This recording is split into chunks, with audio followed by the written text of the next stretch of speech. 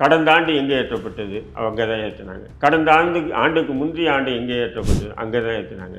10 ஆண்டுகளுக்கு முன்னாடி எங்கே ஏற்றப்பட்டது அங்கே தான் ஏற்றினாங்க. ஒரு 100 ஆண்டுகளாக எங்கே ஏற்றப்பட்டு வருது அங்கே தீபம் ஏற்றப்பட்டது.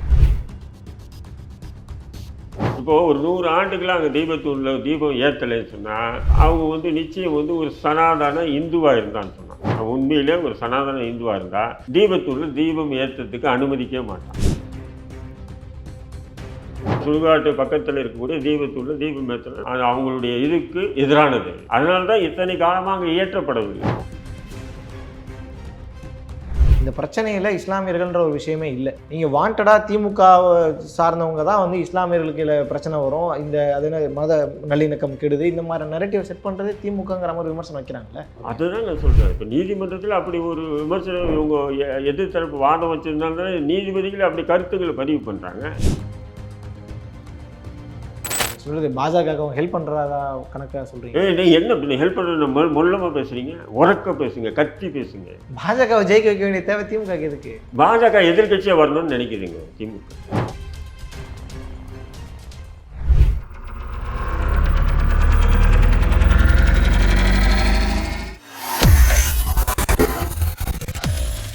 வேலை வேண்டுமா? ப்ளூ ஓஷன் இருக்கிறது. 10th 12th டிப்ளமோ டிகிரி படித்தவர்களுக்கு உணவு, தங்குமிடம், இஎஸ்ஐ, பிஎஃப், இன்சூரன்ஸ் உள்ளிட்ட சலுகைகளுடன் அனுபவத்திற்கேற்ற நல்ல சம்பளம் 15,000 முதல் 30,000 வரை. பெண்களுக்கு முன்னுரிமை. 2,000க்கும் மேற்பட்ட வேலை வாய்ப்புகள் உள்ளன. இப்போதே தொடர்பு கொள்ளுங்கள். Blue ocean.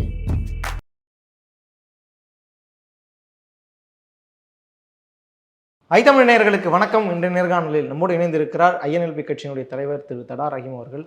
சர்ச்சையாக பேசப்பட்டு கொண்டிருக்கக்கூடிய திருப்பரங்குன்றம் அந்த தீபம் ஏற்றக்கூடிய விவகாரத்தில் இன்னைக்கு தீர்ப்பும் வெளியாகி இருக்கிறது. ஏற்கனவே திருப்பரங்குன்றம் பற்றிய ஒரு முக்கியமான ஒரு பிரச்சனை வரும்போது நம்ம பேசியிருந்தோம். அந்த அடிப்படையில் அதோட தொடர்ச்சியாகவும் இந்த காணொலியில் பல விஷயங்களை கேட்டு தெரிஞ்சுக்கலாம்.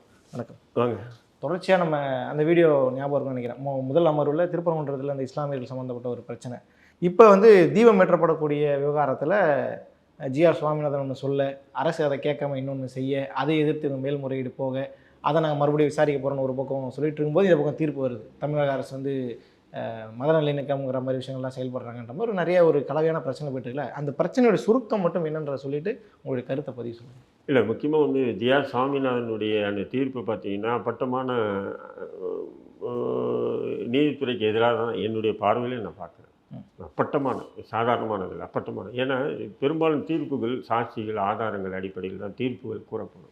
சாட்சிகள் ஆதாரம் இல்லாமல் மனசாட்சிப்படி தீர்ப்பு சொல்லணும்னு சொன்னால் எப்படி பாபர் மசூதி தீர்ப்பு எனக்கு நான் தூங்கிட்டு இருந்து கடவுள்கிட்ட கேட்டேன், கடவுள் சொன்னார், அந்த மாதிரி தீர்ப்பு சொன்னேன்னு எப்படி சந்திரசூட் சொன்னாரோ அதேமாதிரி தான் ஜேஆர் சாமிநாதன் இந்த தீர்ப்பு சொல்லியிருக்கிறதா என்னுடைய பார்வையில் தெரியுது.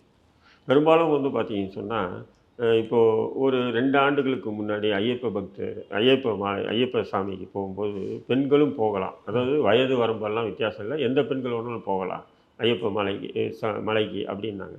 அப்போது இதே உள்துறை அமைச்சர் அமித்ஷா சொன்ன விஷயம் என்னன்னு சொன்னால் அதை நம்ம இங்கே பதிவு பண்ணோம். அமித்ஷா சொன்ன விஷயம் என்னென்னா, நம்பிக்கை சம்மந்தப்பட்ட விஷயங்களில் தீர்ப்புகள் சொல்லும்போது கொஞ்சம் கவனமாக சொல்லணும் அப்படின்னு. எப்படி நம்பிக்கை சம்மந்தப்பட்ட விஷயங்களில் தீர்ப்புகளை கண்டமேனிக்கு சொல்லிடக்கூடாது நீதிபதிகள், அது நீதித்துறைக்கு எதிரானது அப்படின்னு சொல்லி சொன்னார். அந்த விஷயத்தை நம்ம இங்கே ஒப்பிட்டு பார்க்கணும். அதேமாதிரி தான் ஜேஆர் சாமிநாதன் தீர்ப்பு சொல்கிறதுக்கு நான் என்ன சொல்கிறேன், கடந்த ஆண்டு அந்த தீபத்தூணில் தீபம் ஏற்றி இருந்தாங்கன்னா இந்த வருஷம் ஏன் ஏற்றலைன்ற கேள்வி பிறக்கும். இல்லை ஒரு 2 வருஷத்துக்கு முன்னாடி, இல்லை ஒரு 4 வருஷத்துக்கு முன்னாடி, இல்லை ஒரு 10 வருஷத்துக்கு முன்னாடி, சரி வேண்டாம், இந்தியா சுதந்திரம் அடைஞ்ச பிறகு அப்படி ஏற்றி இருந்தாங்க, அதனால் இப்போ கூட அந்த தீபத்தூணில் ஏற்றணும்னு சொல்லி நீதிபதி உத்தரவு போட்டார் அப்படின்னு சொன்னால் நம்ம லாஜிக்காக அதை ஏற்றுக்கலாம். புரியுதுங்களா? அப்படியெல்லாம் இல்லை. 2ஆம் உலகப் போருக்கு முன்னாடி தீபத்தூணில் ஏற்றப்பட்டதாக கூறப்படுகிறது. நல்லா புரியுது. நீதிபதி ஜேஆர் சாமிநாதனுடைய தீர்ப்பில் கூட அதான் சொல்கிறார். சுமார் ஒரு 100 ஆண்டுகளாக தீபத்தூணில் தீபம் ஏற்றியதாக வரலாறு இல்லை. புரியுதுங்களா?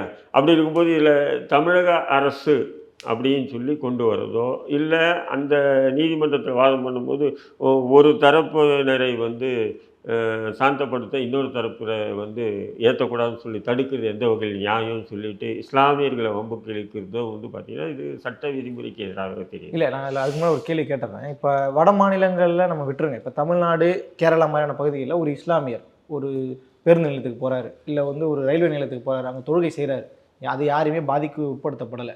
அதுக்கு முன்னாடி யாராவது தொழுதுருக்காங்களா, 10 வருஷம் முன்னாடி தொழுதாங்களான்றதெல்லாம் நம்ம பார்க்க போகிறதில்ல. அது அவருடைய வணக்க வழிபாடு அவர் செய்கிறாரு. அந்த மாதிரி இந்துக்கள், இந்து மதத்தை சார்ந்தவங்க அது மாதிரி தீபம் ஏற்ற ஆசைப்படுறாங்க அப்படிங்கிறதுல என்ன சிக்கல் வந்துட போகுது? இல்லை, தீபம் ஏற்றுறது எந்த முஸ்லீம் அங்கே கொடி பிடிச்சிட்டு போய் போகிறாங்க தீபம் ஏற்றக்கூடாதுன்னு நான் கேட்குறேன் உங்கள்கிட்ட. ஏன்னா பாஜக சார்ந்தவங்களும் அதை தான் சொல்கிறாங்க. இஸ்லாமியர்கள் இதில் எங்கேயுமே பிரச்சனை பண்ணலை. இல்லை, நம்ம ஏதோ சரி நீதிமன்றத்துக்கு நம்ம நீதிமன்றம் வழக்கு போட்டோமா, இது தீபம் ஏற்றுறாங்க ஏற்றக்கூடாதுன்னு சொல்லி முஸ்லீம் சார்பாக யாருன்னா வழக்கு போட்டாங்களா? இல்லை. அப்போ எதுக்கு நீதிபதிகளே வந்து ஒரு தரப்புன்னு சொல்லிட்டு எதுக்கு வம்புக்கு இழுக்கிறீங்க? நெரேட்டிவ் மாதிரி இருக்கும். எப்படி நெரேட்டிவ் செட் பண்ணுறீங்க? இல்லை, என்ன லாபம் ஆகல? ஒரு தரப்புன்னு சொல்வது மூலமாக ஒரு தரப்புனா இஸ்லாமியர்கள் தான் கை காட்டுறாங்கன்னு தெரியுது. அது என்ன?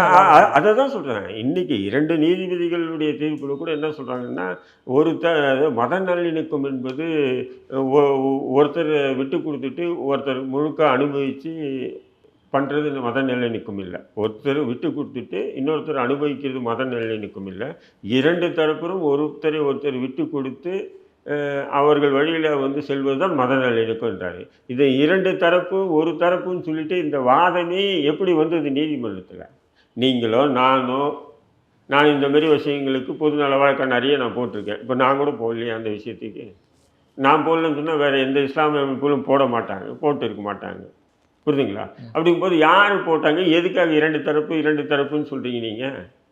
எனக்கு ஒன்றுமே புரியல. நீதிபதிகள், நீதியரசர்களே அது போன்ற ஒரு பதிவுகளை பண்ணியிருக்காங்கல்ல, ஊடகங்களில் வருது இல்லையா? ஜி.ஆர். சுவாமிநாதனும் அதை பதிவு பண்ணுறாரு. இப்போ இந்த 2 பேர் கொண்ட பெஞ்சும் வந்து ஜெயச்சந்திரன் பெஞ்சும் வந்து இதை பதிவு பண்ணுது. அப்படி இருக்கும்போது இஸ்லாமியர்கள் எதிர்ப்பு தெரிவித்தாங்களா? இல்லை. 2வது வந்து தீபத்தூணில் அதாவது தீபம் ஏற்றப்படலையா? கார்த்திகை தீபம் ஏற்றப்பட்டது. கடந்த ஆண்டு எங்கே ஏற்றப்பட்டது? அங்கே தான் ஏற்றினாங்க. கடந்த ஆண்டுக்கு முந்தைய ஆண்டு எங்கே ஏற்றப்பட்டது? அங்கே தான் ஏற்றினாங்க.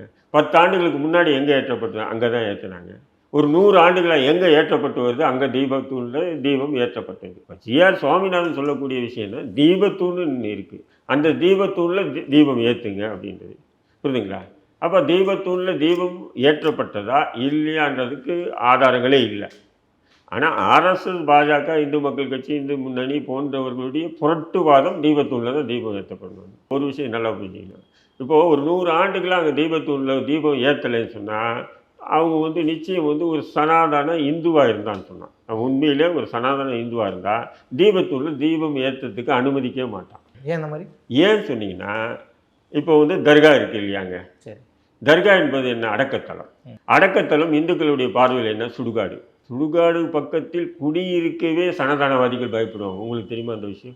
அப்படி இருக்கும்போது அந்த சுடுகாட்டுக்கு பக்கத்தில் இருக்கக்கூடிய தீபத்தூணில் எப்படி சனாதனவாதிகள் வந்து தீபம் ஏற்றுவாங்க? நான் கேட்குறேன் கேள்வி. அதனால தான் வந்து இத்தனை ஆண்டுகளாக அங்கே தீபம் ஏற்றலை. இப்போ ஆர்எஸ்எஸ், பாஜக ஏதோ ஒரு அரசியல் தமிழ்நாட்டில் வந்து அவங்க என்னென்னவோ பார்த்துட்டு வராங்க. இப்போ இந்த முருகன் இதில் வந்து இந்த தீபம் ஏற்ற விஷயத்தில் அந்த முருகன் கோயில், முருகன் மலை, கந்தர்வ மலை, அந்த மலை தாண்டா அது என்னோட பேர் வச்சுக்கினி. கந்தர்வ மலைன்னு சொல்லு, முருகன், தமிழர்கள் முருகன் மலைன்னு சொல்லிட்டோம், சிக்கந்தர் மலைன்னு சொல்லிட்டோம், அது மலை தான். சிக்கந்தர் மலைன்னு சொல்லி எவனோ முஸ்லீம்கள் போய் உரிமை கொண்டாடலையோ. அந்த பஸ் ஸ்டாண்டுக்கு பேர் சிக்கந்தர் மலை. இன்றைக்கி என்னதா 1937 கெசட்லேயே இருக்குது. இது நாம் ஏதோ போகிற போக்கில் சொல்லிட்டு போகிற வார்த்தை இல்லை. அப்படியெல்லாம் இல்லை, அது கந்தர்வ மலை தான். கந்தர்வ மலைன்னு எங்கே பதிவு பண்ண வைக்கிறது? தமிழர்களால் தமிழ் வரலாற்றை படிக்க போகுது முருகன் மலைன்னு தான் இருக்காது பேர். இப்போ ஆர்எஸ்எஸ் சங்கிகள் வந்து என்ன பண்ணால் அதை கந்தர்வ மலையாக்குறாங்க. நான் என்ன சொல்கிறேன், அது கந்தர்வ மலையாகவே இருக்கட்டும், எனக்கு என்ன அதை பற்றி பிரச்சனை? அல்லது முருகன் மலையாக இருக்கட்டும், அதை பற்றி எனக்கு என்ன பிரச்சனை? புரியுதுங்களா? அது ஒரு அடையாளம். ஒரு பஸ் ஸ்டாண்டு, எங்கேப்பா அந்த சிக்கந்தர் மலை அப்படின்னு சொல்லி பஸ் ஸ்டாண்டில் கேட்குறாங்க, அவ்வளோதான். நீ அது பஸ் ஸ்டாண்டு பேர் மாற்று. எப்படி இந்தியா முழுக்க வந்து முகலாயர்கள் ஆளும்போது இருந்த நகரங்கள் பேரெல்லாம் மாற்றுங்க, அதுமாரி மாற்றி விட்றா. யார் வேணான்னு சொல்கிறா?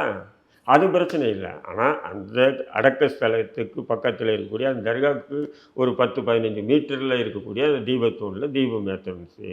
அப்புறமா அந்த தர்காவை அடித்து உடைக்கணுன்றது தான் அவங்களுடைய ஆர்எஸ்எஸ், பாஜகவுடைய திட்டம். ஆனால் என்னுடைய பார்வையில் அவங்கள ஏற்ற உண்ணுன்ற நான் அந்த தீபத்தூண்லேயே ஏற்ற உண்ணுன்ற நான். ஏன்னு சொன்னால் அது சனாதனத்துக்கு எதிரானது.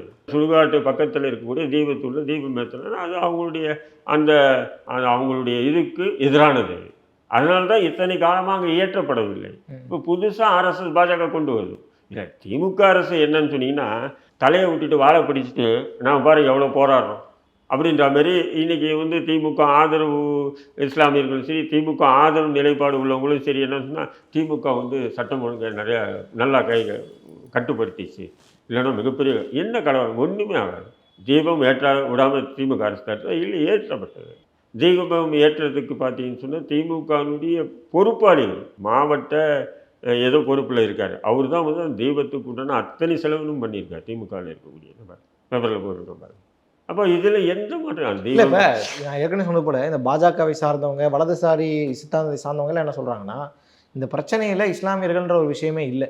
நீங்கள் வாண்டடாக திமுக சார்ந்தவங்க தான் வந்து இஸ்லாமியர்களுக்கு இதில் பிரச்சனை வரும், இந்த அது என்ன மத நல்லிணக்கம் கெடுது, இந்த மாதிரி நெரட்டிவ் செட் பண்ணுறது திமுகங்கிற மாதிரி விமர்சனம் வைக்கிறாங்கல்ல, அதை எப்படி பார்க்குறீங்க? அதுதான் நான் சொல்கிறேன். இப்போ நீதிமன்றத்தில் அப்படி ஒரு விமர்சனம் இவங்க எதிர்த்தரப்பு வாதம் வச்சிருந்தாலும் நீதிபதிகள் அப்படி கருத்துக்களை பதிவு பண்ணுறாங்க.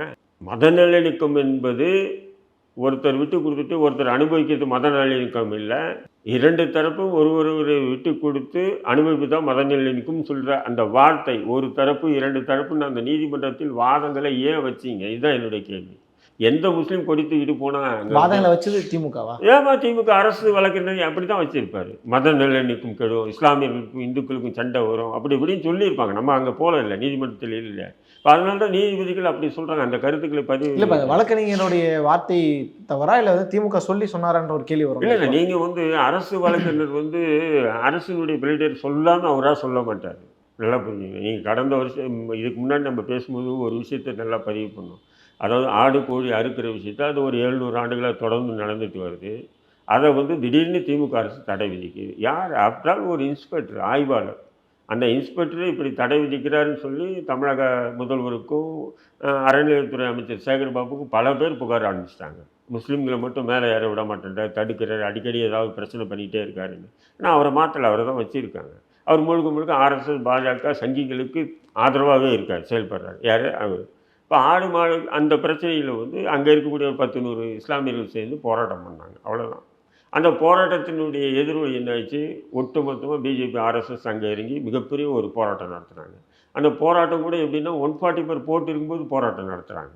நீதிபதி கேட்குறாரு அரசு வழக்கறிஞர் ஜின்னா கிட்ட, யோ என்ன நீ பாட்டுக்கு வந்துட்டு அந்த இடத்துல வேணால் இந்த இடத்துல நடத்திக்கிட்டோம் அப்படின்னு சொல்கிறீங்க, நீங்கள் போய் மாவட்ட எஸ்பி கிட்ட கன்சிடர் பண்ணிட்டு வாங்க, கலெக்டர்கிட்ட கன்சிடர் பண்ணிட்டு வந்து சொல்லுங்கள் இந்த வார்த்தைன்னு. இல்லை நான் கன்சிடர் பண்ணிட்டு வந்துட்டேன், அந்த இடத்துல வேணால் இந்த இடத்துல நடத்துங்கன்னு. அப்போ எந்த மாதிரிக்கு 144 போட்டிங்க தமிழக அரசு? 144 போட்டு இருக்கிற இடத்துல ஒரு அனுமதியை நீதிமன்றம் மறுக்கும்போது நீங்கள் அந்த இடத்துல நடத்துறதுக்கு விடுங்கன்னு சொல்லி தமிழக அரசு சார்பாக எப்படி வாதிட்டீங்க நீதிமன்றத்தில்? எல்லாம் முடிஞ்சு வெளியே வரும்போது அந்த பாஜக ஆதரவு வழக்கறிஞர்கள்லாம் சேர்ந்துட்டு ஜின்னா கையை பிடிச்சி யுவர் கிரேட் மேன் அப்படின்னு சொல்லும்போது என்ன அர்த்தம் இதுக்கு? எனக்கு ஒன்றும் புரியல. ஜின்னா அவர் தன்னிச்சையாக முடிவெடுத்து அப்படி வாதம் பண்ணியிருக்க மாட்டார். தமிழக முதல்வரோ தமிழக அறநிலையத்துறை அமைச்சரோ சொன்ன விஷயங்கள் தான் அவர் வாதம் பண்ணியிருப்பார். தன்னிச்சையாக அப்படி பண்ண முடியாது அவங்களால. இயல்புல அது மாதிரி நடக்குமா? ஏன்னா அவங்க சொல்கிறதெல்லாம் எடுத்துகிட்டு போய் நம்ம கோர்ட்டில் பேச முடியாது. ஒரு அட்வொகேட்டாக இருக்கிறாரு, சீனியராக இருக்கிற பட்சத்தில் அவங்க சொல்கிறத அப்படியே போயிட்டு ஒப்பிக்க முடியாதுல்ல ஒரு அட்வொகேட். அவங்க சட்ட ரீதியாக என்னன்றது அதை பற்றி தானே பிபி ஆஸ் பர் கவர்மெண்ட் பிபின்னு சொன்னாலும் அவங்க தன்னிச்சையாக எதுவுமே பேச மாட்டாங்க. கலெக்டர் எஸ்பி இதுதான் மேட்ரு, இப்படி தான் மேட்ரு அப்படின்னா அந்த அடிப்படையில் தான் பேசுவாங்க. இப்போ என்ன இன்புட் கொடுக்குறாங்களோ அதை தான் பேசுவாங்க. இன்புட் கொடுக்குறது அதை வச்சு தான் அவங்க பேசுவாங்க. அப்படி வாதாடி இது இன்னும் ஒரு விஷயம் என்னென்னா ஆடு கோழி அறுக்கிற விஷயத்தில் வந்து பிஜேபி சார்பாக பெட்டிஷன் ஃபைல் பண்ணுறாங்க நீதிமன்றத்தில். அப்போது அரசு தரப்பு என்ன சொல்லணும்? இல்லைங்க இது காலங்காலமாக அவங்களுடைய நேர்த்தி கடன் வருஷத்துக்கு ஒரு தடவை செய்கிறாங்க, அதில் அரசு தலையிட முடியாது அப்படின்னு சொல்லியிருக்கணுமா இல்லையா? அதை சொல்லாமல் நீதிபதிக்கு முன்னாடி அரசு வழக்கறிஞர் என்ன வைக்கிறார்? திமுக அரசு வழக்கறிஞர் வாதத்தைன்னு சொன்னால் ஆடு கோழி அறுக்கிற விஷயத்தில் அறுத்தவங்க மீது 18 பேர் மீது நாங்கள் வழக்கு போட்டிருக்கோம், அவங்கள கைது பண்ணியிருக்கோன்றாங்க. அப்போ என்னாச்சு? இதுக்கு முன்னாடி ஆடு கோழி அறுக்கலை அப்படின்னு நீதிமன்றத்திலே தமிழக அரசு சார்பாக வாக்குமூலமே பதிவு பண்ணிட்டாங்க. அப்போ இனி வருங்காலங்களில் ஆடு கோழி அறுக்கக்கூடாதுன்ற விஷயத்தில் இந்த உத்தரவை காட்டுவோம். புரியுதுங்களா உங்களுக்கு? இப்போ என்ன பிரச்சனை? பிரச்சனையை திமுக சால்வ் பண்ணலையா? அப்போ இதுவரைக்கும் சால்வ் பண்ணதான் தான் நம்ம நம்பிட்டு இருக்கோம். இல்லை திமுகவை பொறுத்தவரை பிரச்சனையை சால்வ் பண்ணல. திமுக வந்து இந்த பிரச்சனை பெருசாகட்டும், தேர்தல் நெருங்கும் போது அவங்களுக்கு உண்டான ஓட்டுகளை வாங்குவோம், இதை வச்சு நமக்கு உண்டான ஓட்டுகளை தக்க வச்சுக்குவோம். இதுதான் திமுகவுடைய சூழ்ச்சி. நீங்கள் சொல்கிறது பாஜக ஹெல்ப் பண்ணுறதா கணக்காக சொல்கிறீங்க? நீங்கள் என்ன ஹெல்ப் பண்ணுற மொல்லமாக பேசுகிறீங்க, உறக்க பேசுங்க, கத்தி பேசுங்க. பாஜகவை ஜெயிக்க வைக்க வேண்டிய தேவை திமுக எதுக்கு? பாஜக எதிர்கட்சியாக வரணும்னு நினைக்கிறீங்க திமுக. இதே இப்போ நீங்கள் செட் பண்ண நெரேட்டிவ் அது நான் செட் பண்ணுறது உண்மை ஃபேக்ட்டு. எந்த விஷயத்துக்கு ஏங்க ஆர்எஸ்எஸ்க்கு மாதம் திமுக வந்து இது நாள் வரையும் ஆர்எஸ்எஸ்க்கு வந்து சந்தா செலுத்திட்டு வராங்க, டொனேஷன் கொடுத்துட்டு வராங்க, கப்பம் கட்டிட்டு வராங்க. பாஜகவுக்கு கட்டுறாங்கன்னா அது வேறு விஷயம், அவங்க ஆட்சியில் இருக்காங்க கட்டுறாங்க. ஆர்எஸ்எஸ் கட்டிட்டு வராங்க தமிழ்நாட்டில். நீங்கள் என்ன நினைச்சிட்டு இந்தியா ஒரு முழுக்க ஒரு போலி வேடம்ங்க திமுக வந்து பாசிச இந்தியா எதிர்ப்பு, பாஜக இல்ல எதிர்ப்பு. இந்தியா முழுக்க பல இயக்கங்கள் இருக்கு. அது பல கட்சிகளும் அதுக்கு வந்து நிதி கொடுத்துட்டு தான் இருப்பாங்க. எந்த கட்சிக்கு எந்த இல்ல, நானே இயக்கங்களுக்கும் நிதி சொல்றேன், கொடுக்க தான் செய்வாங்க. அரசு வந்து எந்த ஒரு தனி அமைப்புகளும் நிதி கொடுக்கக்கூடாது. இப்ப ஆட்சியில் இருக்கக்கூடிய அரசு எப்படி கொடுக்கலாம் சொல்லுங்க? கொடுக்கக்கூடாது இல்லை. இப்போ நானும் ஒரு அமைப்பு வச்சுருக்கேன், எனக்கு கொடுக்க சொல்லுங்க, கொடுப்பாங்களா? கேட்குறேங்க, சிரிக்காதீங்க. எப்படி ஆனால் கொடுக்குறாங்க. அரசு கொடுத்துட்டு வருது திமுக. பாஜக எதிர்ப்பு, பாசிச எதிர்ப்பு அப்படின்னு ஒரு புறப்பகண்டா மூலிமா தான் திமுக போகுது தவிர உண்மையான பாஜக எதிர்ப்பு, பாசிச எதிர்ப்பெல்லாம் இல்லை. எஸ்ஐஆருக்கு எதிர்ப்புன்னு சொல்லுவாங்க. எஸ்ஐஆரை வந்து இங்கே நடைமுறைப்படுத்துறதுக்கு உண்டான எல்லா வரைவு திட்டங்களையும் கொண்டு வரும். வக்பு திருத்த சட்டம் 2024 கடுமையாக எதிர்த்து நாங்கள் தான் முஸ்லீம்கள் எல்லாம் இன்ன வரையும் முஸ்லீம்கள் என்ன பண்ணுறாங்க, எங்கே கூட்டம் போட்டாலும் திமுக ஆதரவாளர் தான் கூப்பிட்றாங்க, நம்மளை கூட கூப்பிட்றது இல்லை. ஏன்னா நம்ம வந்தால் திமுக எதிராக பேசுவோம், திமுக வண்டவாளத்தெல்லாம் ஏற்றிடுவோன்ட்டு நம்மளை கூடவே மாட்டானுங்க. திமுக ஆதரவு கோஷ்டியை கூப்பிட்டு தான் மேடை வச்சு பேசுகிறாங்களா இல்லை எல்லா ஜமாத்தும். இன்றைக்கி என்னாச்சு, வக்பு திருத்த சட்ட மசோதாவை தமிழ்நாட்டில் அமல்படுத்தப்பட்டது. என்ன சொல்வீங்க? இப்போ அந்த அடிப்படையில் பொறுப்பு எடுத்துக்கிட்டாங்க இல்லையா? ரீசெண்டாக பொறுப்பு எடுத்துக்கிட்டாங்க. அந்த அடிப்படையில் பொறுப்பு எடுத்துட்டு இன்றைக்கி கூட வக்பு முத்தவல்லிகள் நியமனம் இருக்குது. முத்தவல்லிகள் ஏற்கனவே இருக்கக்கூடிய முத்தவல்லிகள் வந்து அந்த அவங்ககிட்ட இருக்க ஆவணங்கள்லாம் எடுத்துகிட்டு வந்து கொடுத்து அவங்க சரி பார்க்கணும். வராத முத்தவல்லிகளை அந்த முத்தவல்லி பதவியிலேருந்து நீக்கிட்டு அதுக்கு பதிலாக வேற ஆளை நியமனம் பண்ணக்கூடிய விஷயம் இன்றைக்கி நடந்துட்டு இருக்கு. அட்% நம்ம பேசிட்டு இருக்கிற நேரத்தில் இல்லை. இப்போ வக்பு திருத்த சட்டத்தில் இப்படி ஏற்றுக்கிட்டாங்கன்னு நீங்கள் விஷயத்த சொல்கிறது ஓகே தான், விமர்சனமாக வைக்கிறது. இப்போ அவங்க ஏற்றுக்கலை அப்படின்னா அவங்களுக்கு சாதகமான ஆட்கள் உள்ளே வரது வாய்ப்பு இருக்குல்ல? யாருக்கு சாதகமா? இப்போ நீ யாரை எதிர்த்து நம்ம பேசிக்கிட்டு இருக்கோமோ ஆமாம், பாஜகவுக்கு சாதகமான ஆட்களே உள்ளே வரது வாய்ப்பு இருக்குல்ல? அதுதான் சொல்கிறேன் நான் என்ன சொல்கிறேன், வக்பு திருத்த மசோதாவுக்கு எதிராக நாங்கள் செயல்படுறோம் திமுக சொல்லுது. அதை நடைமுறைப்படுத்துறது ஏன் இவ்வளோ முந்திக்கிறீங்க நீங்கள்? எனக்கு ஒன்றுமே புரியல. இல்லை நடைமுறைப்படுத்துன்றதுல எப்படி இந்த செட்டப்பில் தான் இப்போ அமைக்கணும்னு முடிவு பண்ணிட்ட பிறகு அது உள்ளே போய் தானே ஆகணும். தெரியும் அது உள்ளே போய் தானே ஆகணும். நீங்கள் பொறுப்பை ஏற்றுக்கிட்டு தான் ஆகணும். இப்போ நவாஸ் கனிக்கு பதிலாவோ இல்லை அப்துல் சமத் அவங்களுக்கு பதிலாவோ வேற யாரோ உள்ளே வந்தாங்கன்னா உங்களுக்கு ஓகேவா? அது இல்லை நவாஸ் கனியோ அப்துல் சமதோ வந்தது எனக்கு பிரச்சனை இல்லை, நல்லா புரிஞ்சுங்க. இவங்க திருட்டு போயிலுங்க கொள்ளை அடிச்சு தான் கிடப்பானுங்க, அது வேறு விஷயம், நம்ம அதை பற்றி பேச வேண்டாம். நான் என்ன சொல்கிறேன், மத்திய அரசு கொண்டு வந்த 2024 வக்பு திருத்த சட்டத்தை தமிழ்நாட்டில் அமல்படுத்தப்பட்டது. அப்போ நீங்கள் எந்த மயிலுக்காக சட்டமன்றத்தில் தீர்மானம் நிறைவேற்றினீங்க? நாங்கள் அமல்படுத்த விட மாட்டோம்னு. எந்த மயிருக்கு தெருவாக வந்து முஸ்லீம்களுக்கு ஆதரவாக வக்பு திருத்த சட்ட மசோதாவுக்கு எதிராக பேசுனீங்க? இப்போ நீங்கள் நடைமுறைப்படுத்திட்டீங்க. வேறு யார் ஆட்சி? அதிமுக ஆட்சியிலிருந்து நடைமுறைப்படுத்திட்டுன்னா இதே திமுக எந்த அளவுக்கு பிரச்சாரம் பண்ணியிருக்கோம் இந்த விஷயத்த? அல்லது இந்த இஸ்லாமிய அமைப்புகள் தான் எந்த அளவுக்கு பிரச்சாரம் பண்ணியிருப்பாங்க சொல்லுங்கள். ஏங்க அம்மா பட்டணத்தில் சுமார் ஒரு 500 வீடுகளுக்கு மேலே இடிக்கப்பட்டதுங்க. அவன் 5 தலைமுறை 10 தலைமுறையாக இருந்த இடங்க. ஏதோ இன்றைக்கி நேற்று ஆக்கிரமிக்கப்பட்ட இடம் இல்லைங்க அது. கேட்டால் ஆக்கிரமிக்கப்பட்ட இடம்னு சொல்லிட்டு இது முதல்வருக்கு தெரியாதா இந்த தகவலெல்லாம்? சரி, முதல்வருக்கு தெரியலன்னு சொன்னால் இந்த முதல்வருக்கு, அதாவது திமுகவுக்கு அண்டி பிழைக்கக்கூடிய அந்த ஏஜென்ட்டுகள் போய் சொல்லவே இல்லையா? சொல்லலைன்னா உனக்கு எதுக்குடா இந்த சமூக பொறுப்பு? நீங்கள் எதுக்கு சட்டமன்ற உறுப்பினர்களாக பாராளுமன்ற உறுப்பினர்களாக வரீங்க சமுதாயத்தின் அடகு வச்சுட்டு? கேள்வி வருதா இல்லையா? அனகாபுத்தூரில் காகிதமில்ல நகர் இடிக்கும்போது நீங்கள் பார்த்தீங்களா இல்லையா? அது கொடூரம் தானே. அதை பற்றி அரசு என்ன நிவாரணம் வழங்கிச்சு? இது பித்தலாட்டம். அதே மாதிரி தான் திருப்பரங்குன்ற விஷயத்தில் இரட்டை வேடம் எடுக்கின்றது திமுக. இந்த விஷயத்தை ஆரம்பமே இதுக்கு முன்னாடி அதிமுக அரசு எப்படி கையாண்டது அப்படி கையாண்டு இருக்கணும்ன்றது. ஏன் திமுக அப்படி கையாள? எல்லாருமே இஸ்லாமிய அமைப்புகளுடைய முக்கிய தலைவர்கள் எல்லாருமே அந்த பக்கம் தான் இருக்கிறாங்க, திமுக பக்கம் தான் இருக்கிறாங்க. அப்படி இருக்கிற பட்சத்தில் எதுக்கு வாண்டடாக பிரச்சனைகளே இல்லாதவங்க உள்ளே கொண்டு போய் விட வேண்டிய தேவை என்ன? அப்போ அந்த ஆரம்பத்திலே வந்து மலையில் வந்து ஏறி ஆடு கோழி அறுக்கக்கூடாதுன்ற விஷயத்தை இன்ஸ்பெக்டர் ஒரு ஆய்வாளர் அவர் மீது நடவடிக்கை எடுக்க திமுக அரசு இன்னும் தயாராக இல்லையா? என்ன அர்த்தம்? அவர் அன்றைக்கி தடுத்தாருங்க, போகக்கூடாது மேலேன்னு. இன்றைக்கே இந்த இது நடந்தது இல்லை. இப்போ திருமாவளவன் வந்து கொடியத்தை விட மாட்டாங்கன்ற ஒரு பிரச்சனை வரும்போது அவர் எப்பயுமே முதல்வர் மீதோ இல்லை அரசு மீதெல்லாம் கை காட்ட மாட்டார். அதிகாரிகள் சரியில்லை, சில அதிகாரிகள் கரப்டடாக இருக்கிறாங்க, அவங்க பண்ணுற வேலை தான்ற மாதிரி சொல்கிறாங்களே. அப்போ அந்த மாதிரி ஒரு அதிகாரி செஞ்ச வேலையை வச்சு நீங்கள் எப்படி முதல்வரை நீங்கள் குற்றம் சாட்டுறது? நான் வந்து திமுகவை அண்டி படைக்கிறவன் ஆளாக இருந்தால் அப்படி சொல்லலாம். நீங்கள் சொல்கிற மாதிரி இப்போ கூட அம்மா பட்டணத்தில் கூட அங்கே போராட்டம் பண்ணாங்க. போராட்டத்துக்கு பின்னாடி பெரிய பேனர் வச்சுருந்தாங்க. அது கூட வந்து தமிழக அரசு சில அதிகாரிகள் சிலருடைய தவறால் இப்படி நடந்ததுன்னு தான் எழுதியிருக்காங்க. தமிழக அரசால்னு எழுதலை. ஏன்னு சொன்னால் அங்கே அந்த ஆர்கனைஸ் பண்ணக்கூடிய எல்லாமே திமுகவுடைய ஆதரவு நிலைப்பாடு உள்ள முஸ்லீம் அமைப்புகள். அதனால் அப்படி போர்டு வச்சுருந்தாங்க. நான் அப்படி வந்து திமுகவோ அல்லது அண்ணா அறிவாலயோ அடிமை இல்லை. நான் அப்படி சொல்கிறதுக்கு நேரடியாக நான் அரசு அதிகாரின்னு சொன்னால் அப்போ அதிகாரிகள் செய்யக்கூடிய தவிர அரசுக்கு தெரியலன்னா அரசு எதுக்கு? அதிகாரிகள் வந்து உங்கள்கிட்ட எங்கிட்ட ஓட்டு கேட்கலையே. நீங்கள் தானே ஓட்டு கேட்குறீங்க. எங்கள் ஆட்சிக்கு வந்தால் நான் இதை பண்ணுறோம் அதை பண்ணுறோம் நீங்கள் தானே சார் சொல்கிறீங்க. எந்த அதிகாரியாச்சும் நம்மக்கிட்ட வந்து ஓட்டு கேட்குறானா? கேட்கலையே. நீங்கள் தானே ஓட்டு கேட்குறீங்க. அப்போது உங்கள்கிட்ட தான் நம்ம கேள்வி எழுப்ப முடியும். அதிகாரின்னு சொல்லிட்டு திருமாவளவன் வந்து அவங்க கூட்டணியில் இருக்காங்க. திமுக அரசுக்கு எந்த ஒரு சின்ன கெட்ட பேர் கூட வரக்கூடாத அளவுக்கு அவர் பார்த்துக்கிட்டு இருக்காரு இல்லையா? அதனால் அவர் அதிகாரி மீது பழியை போட்டு அவர் தப்பிக்கலாம். அம்மாபட்டினம் விஷயத்துக்கு அதிகாரிகள் மீது பழியை போட்டு இஸ்லாமிய அமைப்புகள் தப்பிக்கலாம். புரிதுங்களா உங்களுக்கு? நான் சொல்கிறேன் இது திமுகவுடைய சூழ்ச்சிகரமான அரசியல்ன்றது. அதாவது பிரச்சனையே இல்லாத ஒரு சமூகத்தை பிரச்சனைக்குள்ளே கொண்டு வரக்கூடிய வேலையை திமுக செஞ்சுக்கிட்டு இருக்கு. செய்யுதுன்னு தான் நான் சொல்லுவேன். நான் என்ன சொல்கிறேன், போன வருஷம் அப்படி நடக்கல. ஏங்க பாஜக அதிமுக கூட்டணிங்க 5 வருஷம் ஆண்டாங்க தமிழ்நாட்டை. ஜெயலலிதா விட்டு எடப்பாடி ஆட்சி செய்யும்போது பாஜகவோட கூட்டணி தானே. அவர் 4 வருஷம் இருந்தார் முதல்வராக. அந்த 4 வருஷத்துக்கு 4 முறை தீபத்துள்ள இது விளக்கேற்றினாங்களா? இல்லையே. அப்போ யாரும் பிரச்சனை பண்ணலையே. இப்போ திமுக ஆட்சி வந்தோடனே இப்போ இந்த ஆண்டு இந்த பிரச்சனை பெரிய விஸ்வரூபம் எடுக்க காரணம் என்ன? திடீர்னு மலைக்கு போகிற தர்காவுக்கு போயிட்டு இருந்த மக்களை தடுத்தது யார்? யோகி ஆதித்யநாத்தா? அமித்ஷாவா? மோடியா?